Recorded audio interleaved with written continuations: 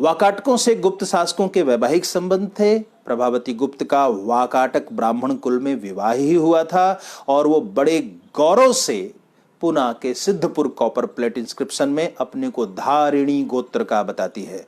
और ये धारिणी गोत्र मगध में प्रचलित गोत्र है और धारिणी गोत्र ब्राह्मणों का गोत्र है। और धारिणी का संदर्भ कई बार पुष्यमित्र के परिवार से प्रतिष्ठापित किया जाता है और यह एक स्त्री गोत्र है।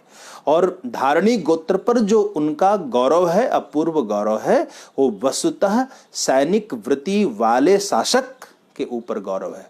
और वाकाटक भी, जिनका गोत्र विष्णु वृद्ध गोत्र है, वो मगध में आए और जो मगध के बाभनों में विष्णु वृद्ध गोत्र की परंपरा है, वो महाराष्ट्र के वाकाटक सैनिक ब्राह्मणों की परंपरा है।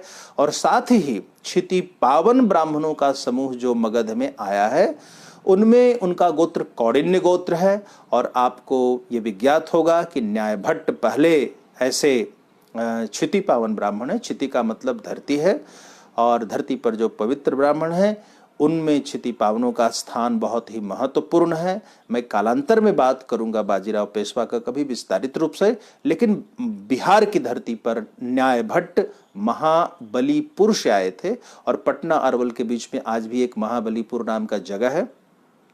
यहाँ आए। आज का जो भरतपुर पाली राज्य है वो इन लोगों से संबंधित रहा है।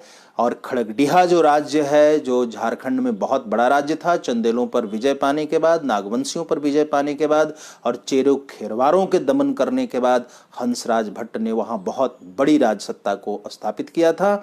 हम ये भी जानते हैं कि शेरशाह के सेना में जो राजेंद्र भट्ट थे और कृष्णचंद्र भट्ट थे, जिन्होंने चौसा के युद्ध में और बिलग्राम के युद्ध में और सूरजगढ़ा के युद्ध में, तेलियागढ़ के युद्ध में, इन सभी स्थानों पर विजय पाने में शेरशाह जो एक अफगान थे और मुगलों से भिन्न थे, उनका इन्होंने सहयोग किया था।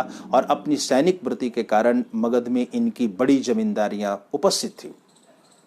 यहाँ मैं आपको 2-3 और सैनिकरण की प्रवृत्तियों के बारे में बताऊंगा कि मगध के इतिहास जिसका हम पुनरावलोकन कर रहे हैं, विहंगमावलोकन कर रहे हैं, इसमें हरिसेन और वीरसेन की हमने बात की थी।